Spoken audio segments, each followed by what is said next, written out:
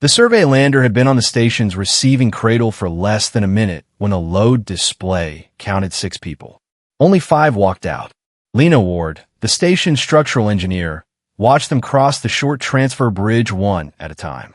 Their flight suits were dusty from the planet below, and every face carried the flat, tired look of people who had spent too many hours listening to machinery strain around them. Daniel Rook, the pilot, came last. He paused at the hatch, looked back into the cabin, then stepped onto the station floor.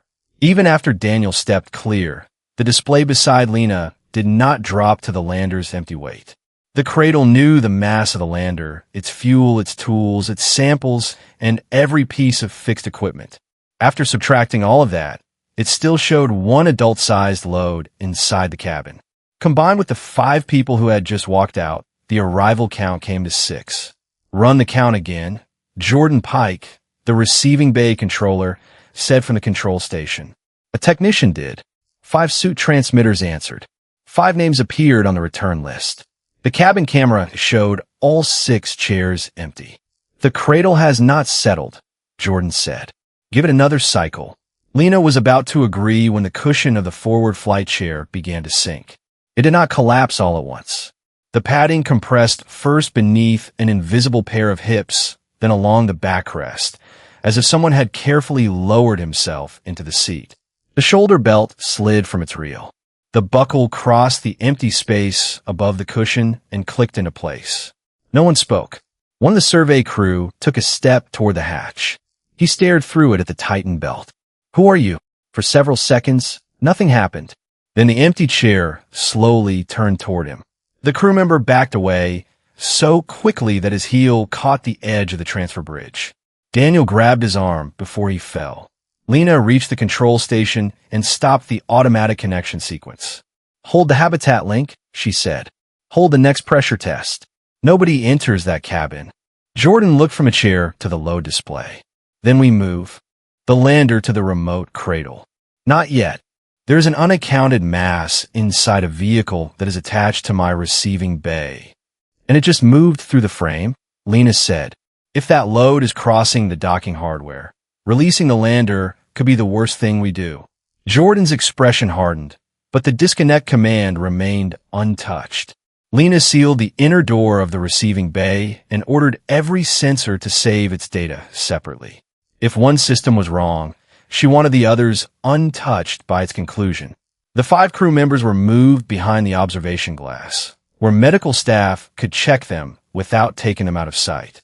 Inside the lander, the belt stayed tight around nothing. Lena brought up the thermal view. The chair was the same temperature as the rest of the cabin. There was no warm body, no cold outline, and no distortion that suggested hidden equipment. She checked airflow next. The cabin fans moved air cleanly through the volume above the seat. Nothing blocked the stream. Nothing breathed. "Camera artifact?" Jordan asked. Lena tapped the chair pressure graph. A camera artifact cannot put an adult-sized load into a chair. The force was distributed exactly as it would be beneath a seated person. The cushion carried most of the load. The backrest carried less, while the mounting column transferred the rest into the floor. Even the belt reel showed tension. The buckle released. The shoulder strap drew back several inches, paused, then slipped loose. The chair cushion rose as the pressure left it. A moment later, 2 separate floor panels accepted the load. Someone had stood up. Lena changed the display from numbers to a simple map of the cabin floor. 2 pale shapes showed where the unknown weight rested. They shifted apart, then forward. A handrail near the forward console flexed under a brief pull. There was still nothing on the camera. "It is moving," the technician whispered. "The load is moving," Lena corrected. She did not yet know whether the difference mattered, but she needed everyone in the bay to hear it. The 2 shapes on the floor advanced. The pattern was not smooth. The left side took more weight, then the right. The invisible traveler widened its stance as if the lander were rolling beneath it. The cabin was perfectly still. Lena studied the sequence. A person unfamiliar with the lander would have reached for the nearest seat back. This load went directly to a recessed handrail that could not be seen from a hatch. It knew where the support was. "Compare it to the crew," she said. The technician pulled the boarding records from before the descent. Each crew member had been weighed separately from assigned equipment. The unknown mass did not merely resemble a human load. It matched one body-and-suit record exactly. Daniel Rook. Behind the glass, Daniel leaned closer to the display. Jordan opened the intercom. "Pilot, step to your left." Daniel did. The pale footprints inside the lander continued toward the console. "Raise your right hand," Lena said. Daniel raised it. Nothing changed in the cabin. The load was his weight, but it was not following his body. Daniel lowered his hand. "That is how I move in rough gravity." Lena looked at him. "What is?" "The stance. I keep my left foot wider because the forward deck slopes under stress. And that rail is where I reach before the cabin starts to roll. You cannot see it from the aisle, but I know exactly where it is." Jordan muted the intercom. "That does not make it safer." "No," Lena said. "It makes it specific.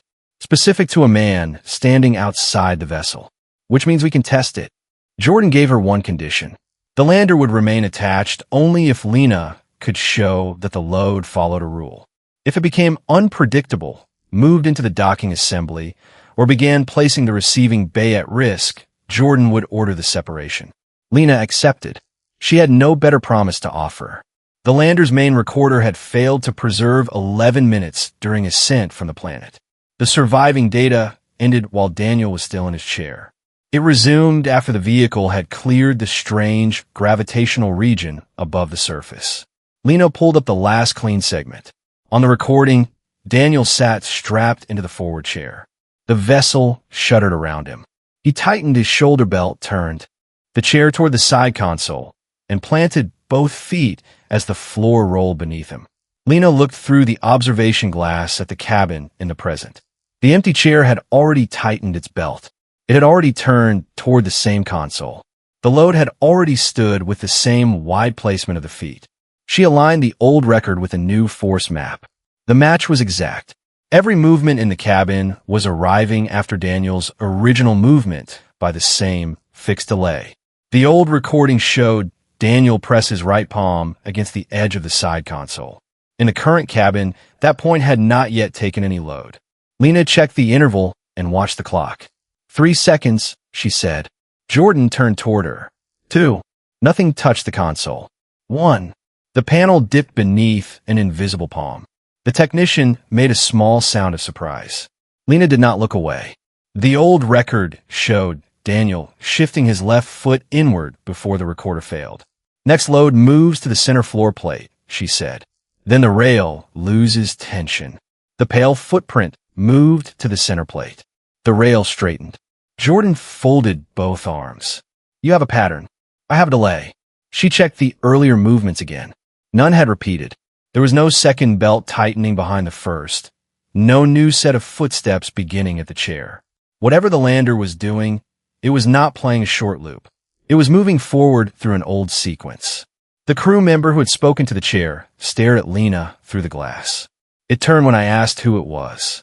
Lena found that moment in the surviving record. Daniel had rotated the chair to clear the path between the seat and the side console. The delayed force had reached the chair seconds after the question was asked. "It did not answer you," Lena said through the intercom. "The timing only made it look that way. So it cannot hear us. Nothing we have seen has reacted to the present." The statement eased one fear and opened another. If the weight did not belong to a hidden passenger, and if it was not following Daniel now, then the cabin was not occupied by a sixth person. It was being occupied by something Daniel had already done. The final clean movement reached the force map. The recorder's blank interval began. From that point forward, Lena knew the delayed forces would continue arriving on the same schedule. She no longer knew what they would do. She divided the station display into 2 simple records.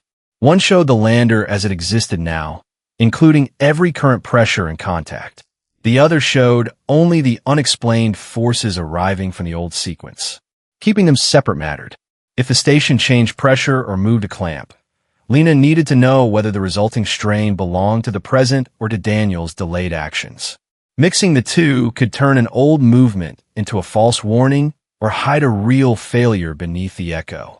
She also stopped the crew from guessing aloud about what each new load meant. Daniel could confirm a movement after Lena recorded it, but nobody would name an intention before the evidence showed one.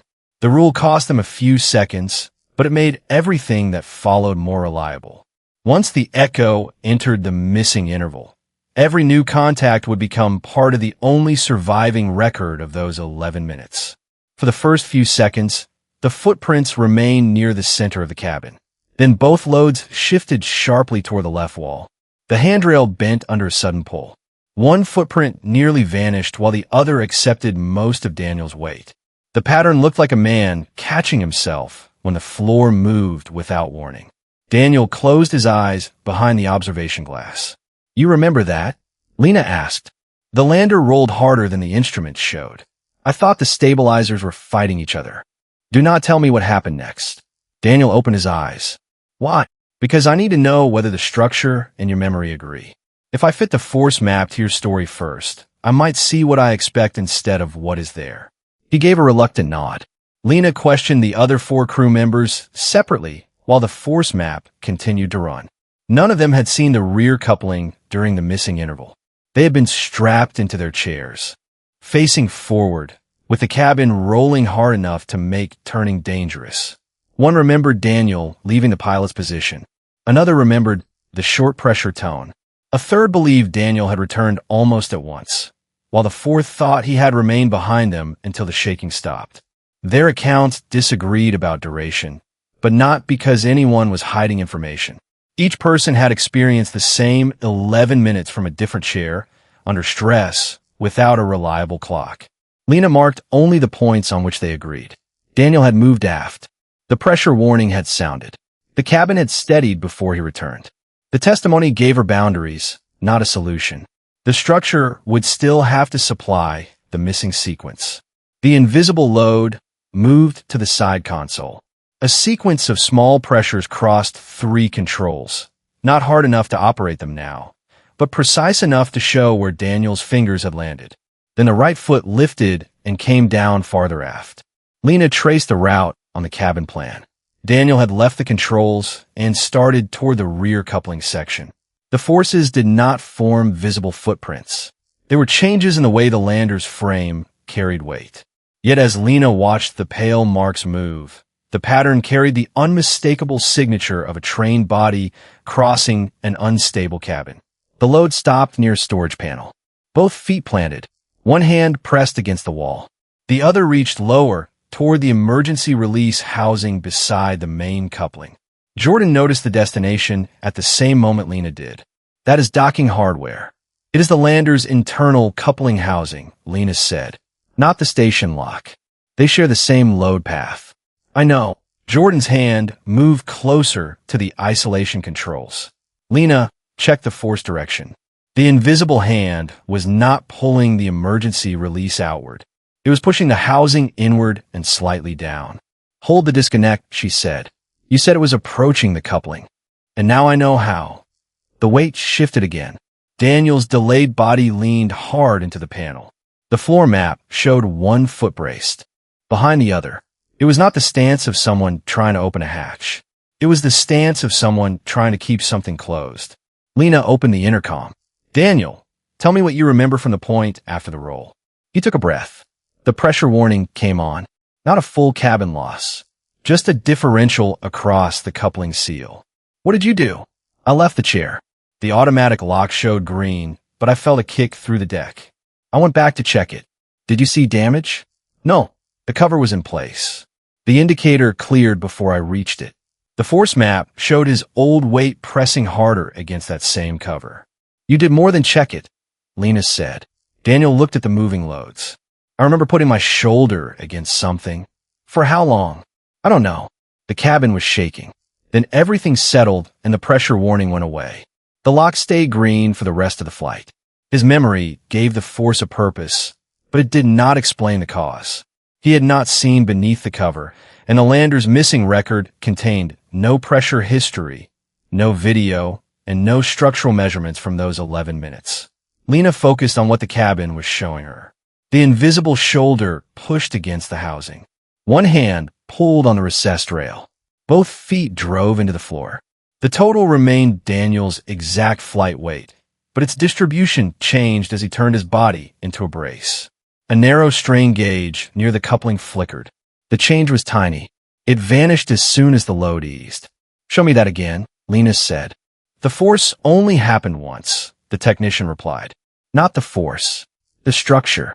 The gauge view expanded.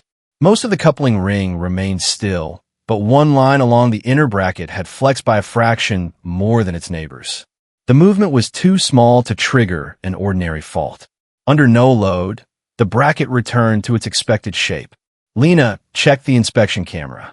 The cover hid the exact location. "There is something under that panel," she said. Jordan looked at the locked hatch. "Can you scan it from here?" "Not through the cover, but I can compare the surface strain with the force direction."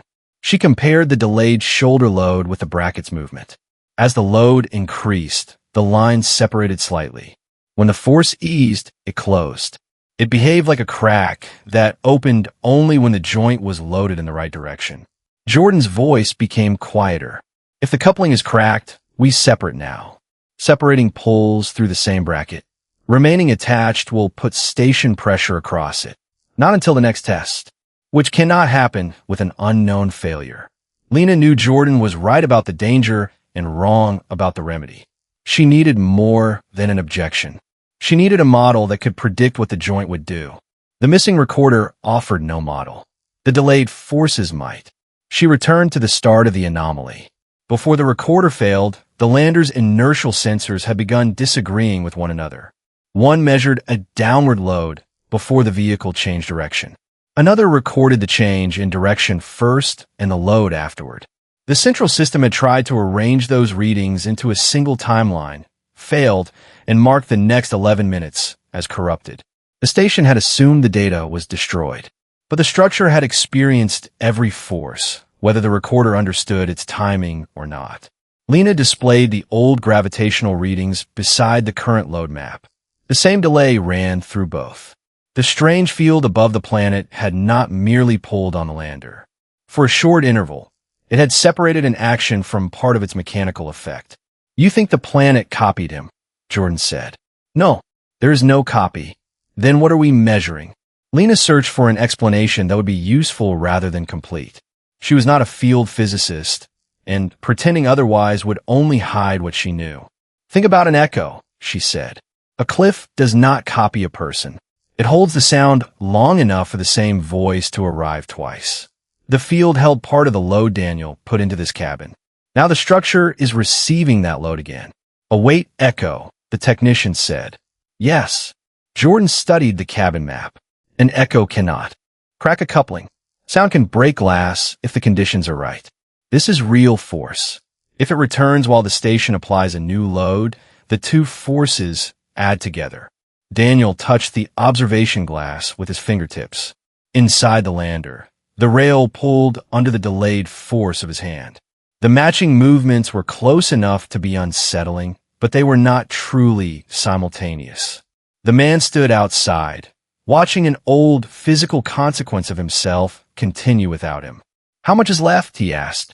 Lena measured the progress from the first recorded action to the edge of the data gap. The echo had moved forward without restarting. The early movements had not returned, and the elapsed sequence placed it in the first third of the missing interval. "About 8 minutes," she said. "Then it should end." "Should?" "That is what the evidence says. I cannot promise the field obeys a theory we invented 10 minutes ago." Jordan appreciated the honesty less than Lena hoped. The load at the coupling increased. This time, the line on the strain image widened enough to resolve as a dark separation along the inner bracket. It was short and clean, but unmistakable. A crack. The automatic lock had stayed green because Daniel's brace held the damaged section in alignment during the pressure change. Afterward, with the uneven load gone, the crack closed. Static tests had seen a closed joint. The echo was the first thing to place the bracket under the same uneven load it had carried during ascent. Daniel stared at the image. "I held that all the way out of the field." "You kept it aligned," Lena said. "You did not repair it." "I know." There was no pride in his voice, and no demand that anyone treat the act as heroic. He sounded like a pilot discovering that an emergency he thought was over had followed him home. The pause pressure test now mattered for a different reason. The lander was safe only in its current balanced state. The receiving bay and cabin were being held at matching pressure, so the cracked bracket carried little differential load. Before the vessel could be connected to the habitat, moved to maintenance, or released from the station, that balance would have to change. Waiting did not remove the decision. It only postponed the moment when the joint had to carry force. The weight echo made that decision urgent for a concrete reason.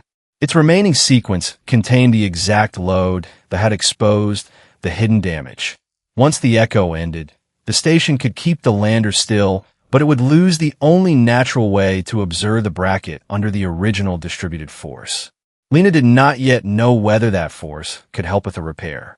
She knew only that letting it pass unused would leave them with fewer options than they had now. Jordan initiated a separation assessment. A diagram showed the release clamps around the coupling ring and the direction in which each one would pull. Lena saw the problem immediately. The outer clamps could let go safely. The inner transfer latch could not. Before releasing, it had to retract through the same bracket that now carried the crack. The motion would pull the damaged edges apart. "Stop the assessment," Lena said. "It is not a command to separate. It is testing the release load. At minimum power." On the strain display, the dark line lengthened. "Stop it." Jordan canceled the assessment. The line closed again. For the first time since the chair had moved, the receiving bay became completely quiet. They could not connect the lander to the habitat with an unverified coupling. They could not separate it without pulling on the crack. And if they simply waited for the echo to end, the only force that could expose and align the damaged joint would disappear with it. Lena looked at the route Daniel's old weight was still tracing across the cabin. The mystery had become a record. The record had become a warning. Now it would have to become a tool. "I need the maintenance brace for the inner coupling," she said. Jordan turned from the display. "You cannot install it with the joint closed." "I don't intend to. You want to load a cracked pressure bracket." "It is already being loaded." The echo is about to repeat the strongest part of Daniel's brace. That will bring the latch into alignment without the release motors pulling it apart. Daniel shook his head. "You do not know that my old force will be enough. I know what it did the first time. It held the joint through the pressure change. The cabin was losing pressure. The differential was changing. That is why we will control it from the station." Jordan looked at the remaining echo interval. "Why not let it finish, open the cover, and use an actuator later?" "Because the crack closes when it is unloaded. To align the brace later, we would have to force the damaged bracket back into the same condition. An actuator would put a concentrated load into it without Daniel's full body distribution. The echo is giving us the original load path once, and only once. Or your theory is wrong and the load changes. It has not deviated from the sequence once. It cannot respond to us. That is the limit that makes it useful." Jordan said nothing. Lena pointed to the strain curve. "If we separate, the latch pulls the crack open. If we wait, we lose the alignment and must recreate it with more force. If we resume the pressure test without a brace, the new load adds to the old one. This is the lowest risk option left." "For the station," Jordan said. "For the station and the lander. Not for you." Lena met Jordan's eyes. "No." The inner bracket could only be reached from the cabin side, while the vessel remained attached. A remote tool could not reach behind the housing or manipulate the brace at the required angle. The coupling cover had to be opened by someone who could watch the live load map and place the brace at the moment the joint aligned. Lena was the person who understood that map. She entered her authorization and accepted responsibility for holding the lander at the station. She also wrote clear stopping conditions into the procedure. If the crack extended beyond the inner bracket, if the echo deviated from its fixed sequence, or if the surrounding ring began carrying uneven strain, Jordan would reduce pressure smoothly and Lena would withdraw. The conditions were not a guarantee of success. They prevented the plan from becoming an act of faith. Lena checked the maintenance brace herself. It was not an invention made for the anomaly. It was ordinary equipment designed to carry load around a damaged coupling until permanent repairs could be completed. The only unusual part of the plan was using Daniel's delayed weight to place the bracket in the position the brace required. Daniel stepped toward the access door. I should go in. Is my movement? Your movement is already in there, Lena said. The second set of uncontrolled loads will make it harder to separate yours from the echo. You will add weight too. My harness will carry most of it into the station frame, and I know where I plan to put every contact. You have never seen that bracket under full pressure. Neither have you. The answer was sharper than she intended. Daniel did not argue. He looked back at the force map, where his old shoulder was still pressing against the coupling. When I held it, he said, the push came in 2 stages. The first one felt worse. The second was steadier. Lena checked the curve. The current echo was nearing the end of the first rise. That matters, she said. His memory did not solve the problem. It told her how to interpret what the structure was already showing. Jordan authorized the procedure. The receiving bay was prepared without ceremony. The medical staff moved the survey crew farther from the observation wall. The technician brought the standard coupling brace and checked its 2 locking points. Jordan set the pressure controls to manual and reduced every automatic response that might change the load without warning. Lena clipped her safety line to the station frame. The line passed through the lander hatch without transferring her full weight to the damaged vehicle. A second tether carried the brace beside her.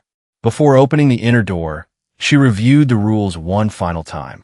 The echo would not see her. It would not move around her.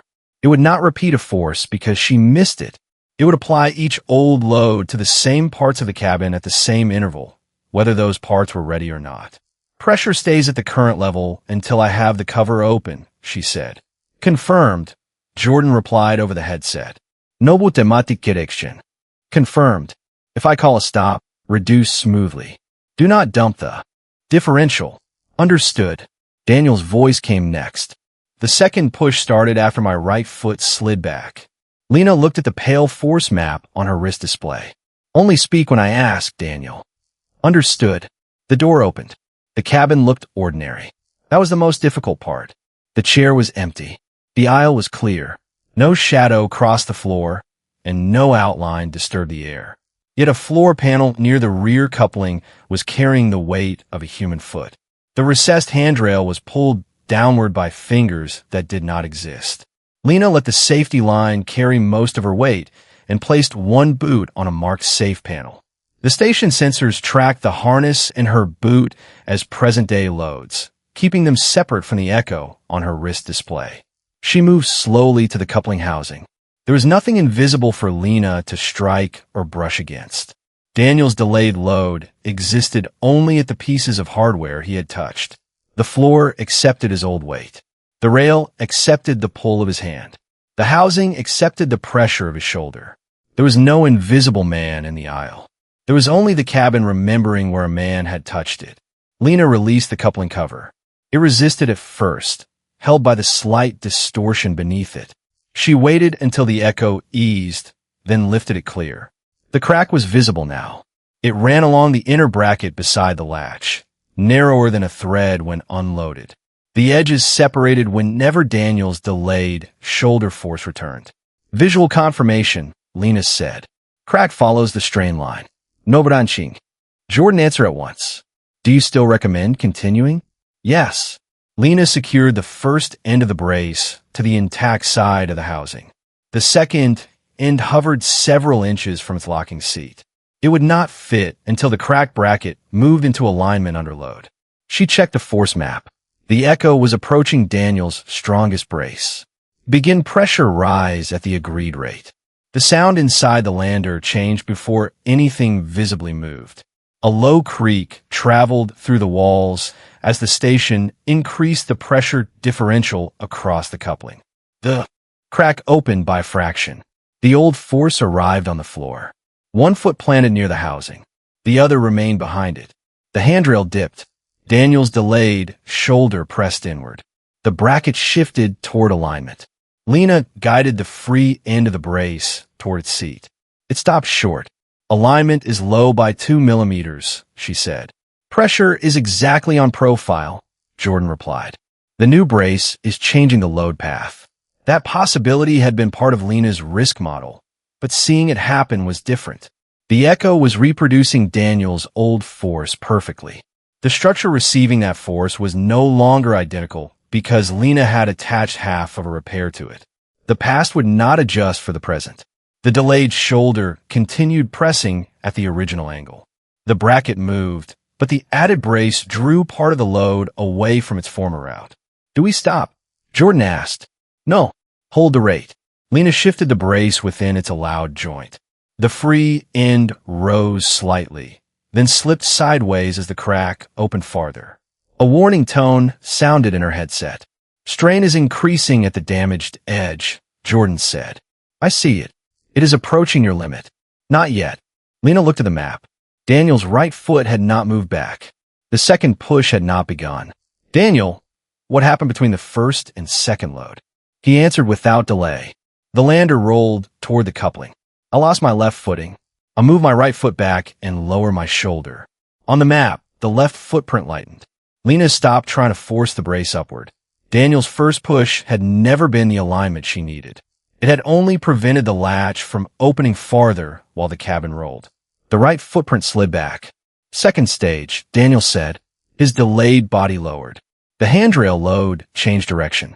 The shoulder force became steadier and more horizontal. Instead of driving against the cover, it held the latch directly into its seat. The bracket aligned. The free end of the brace dropped into place. Lena engaged the first lock. The new metal accepted part of the load. The strain warning fell, then rose again as pressure continued to build. "First point secure," she said. "Pressure is at 60% of the test profile," Jordan replied. The percentage mattered because it confirmed that the new station load was arriving while Daniel's old force still held the joint. 2 moments were pressing on the same piece of metal. Lena adjusted the brace so the combined force would travel through the intact housing instead of the crack. The second lock remained slightly out of position. She could hear the bracket ticking under stress. "Echo load has reached its recorded maximum," the technician said. Lena pulled the locking handle. It moved halfway and stopped. The brace was seated, but the changed load path had rotated the far connection just enough to block the final catch. Jordan spoke calmly. "Your limit is 10 seconds away at the current rate. Do not count it down." Jordan understood. The strain curve is still stable. Lena studied the brace, the crack, and the force map together. The far connection did not need more pressure. It needed less force on Lena's side so Daniel's delayed weight could settle the latch fully. She had been trying to complete the repair against the Echo. She needed to complete it with the Echo. Lena loosened her grip and let the free end carry itself into alignment under the old horizontal push. The handle moved another inch. She locked it. The brace became part of the coupling. For a moment, every display held steady. Then the load shifted away from the crack and spread through the intact frame. The warning tone stopped. The dark line beneath the bracket remained visible, but its edges no longer moved apart. "Second point secure," Lena said. Jordan checked each independent sensor before answering. "Load transfer confirmed. Continue the pressure test. The brace still needs verification." That is what this controlled rise is for. Jordan allowed the pressure to rise. The coupling creaked once more, but the sound was lower and broader. Instead of concentrating at the damaged bracket, the force passed through the brace and into the surrounding ring. The crack held. The pressure reached the full test level. Nothing moved. Lena kept both hands near the brace. Without touching it, she did not trust stillness until the Echo had completed its sequence. On her wrist, Daniel's delayed shoulder force began to fall. In the past, the lander had cleared the worst of the gravitational disturbance. The pressure difference had stabilized. Daniel had no longer needed to hold the latch with his full weight. In the present, the same release came back through the structure. The handrail straightened. The load beneath the rear foot diminished. The forward footprint faded. The coupling housing received one final pressure from Daniel's palm, a small checking motion after the danger had passed. It received nothing. The extra human mass disappeared from the load map. No new weight appeared in the chair. The belt did not tighten again. The first movement did not return to begin another loop. The echo was over. Lena waited through several silent seconds. Jordan, the cradle shows no unaccounted load. Coupling strain, stable. The new path is carrying the station pressure. Only then did Lena let herself breathe normally. She closed the cover over the brace bracket and secured it. The repair would require a full engineering review before the lander flew again, but the vessel was no longer pulling against a hidden crack. When Lena returned through the hatch, Daniel was waiting behind the inner safety line. "You were right about the second push," she told him. "I wasn't sure I remembered it correctly. Neither were the instruments."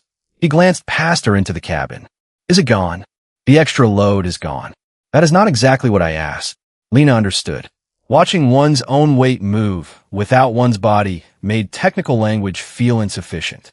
"There was never another you in there," she said. "No mind, no memory, just force arriving late." Daniel nodded, though the answer did not seem to make the experience less strange. The pressure test was completed before anyone reopened the receiving bay. Jordan required 3 independent structural checks and a second review of Lena's load model. No check found further movement in the crack. The brace held the coupling in alignment and carried the required pressure safely. Once the cradle had been recalibrated, the station closed the original return record. The first display had counted the mass of 5 crew members plus Daniel's delayed weight. Now the reconstructed load showed what had truly arrived aboard the vessel. 5 people, no 6 passenger. The 11 missing minutes could not be restored as video or sound. Lena could not recover words that had never been recorded or see Daniel's face during the emergency. But she could recover what his body had done. The force record showed him leaving the chair as the lander rolled, catching the rail, crossing the cabin, and reaching the coupling. It showed the first uneven brace that kept the latch from opening farther, followed by the lower, steadier position that held the bracket aligned until the pressure stabilized. Daniel's account supplied the reasons. The structure preserved the forces. Together, they formed a mechanical reconstruction of the missing interval and explained every event that had made the arrival seem impossible. The cushion, belt, and turning chair had repeated Daniel's movements in the pilot's seat. The loads crossing the floor were his weight arriving there a second time.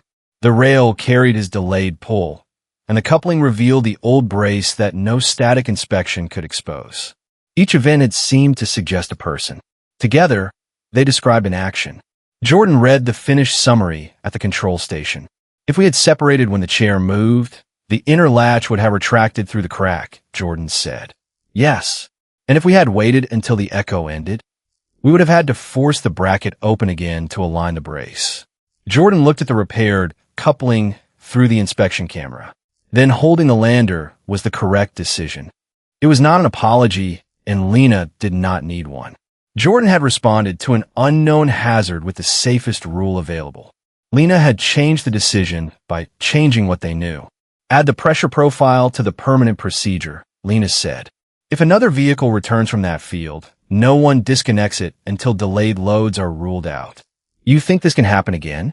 "I think we now know enough not to pretend it cannot."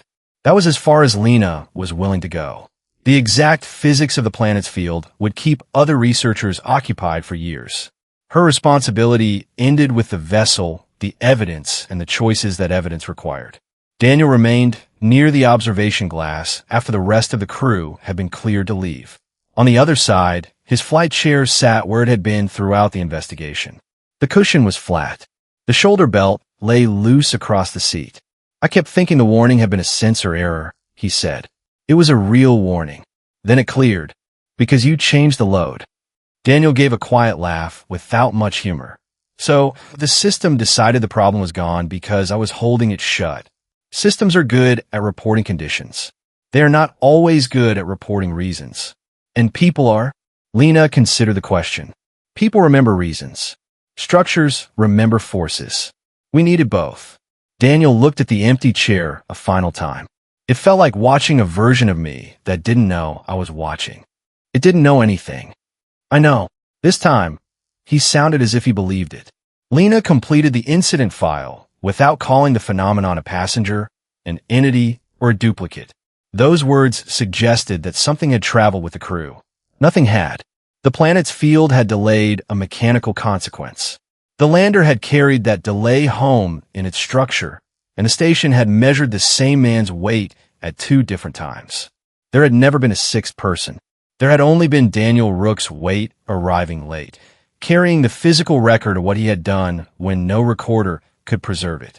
Before leaving the receiving bay, Lena checked the cabin one last time. No shape disturbed the air. No hand pulled the rail. No hidden load crossed the floor. Every sensor agreed that the flight chair was empty. Some mysteries end by revealing what was hidden. This one ended by proving that nothing had been hiding at all, only an action arriving long after the person who made it. Would you have trusted the evidence enough to enter that empty cabin? Share your thoughts and comments. If this science fiction mystery stayed with you, leave a like, share it with someone who might enjoy it, and subscribe for more journeys into the places where evidence, choice, and the unknown meet.